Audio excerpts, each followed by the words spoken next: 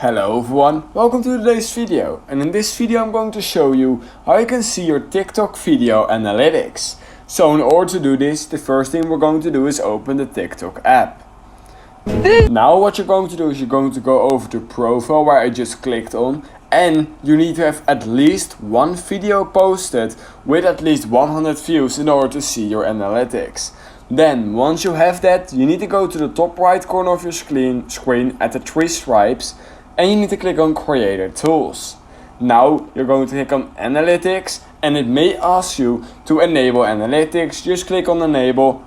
As you guys can see right here, post at least one public video to view analytics.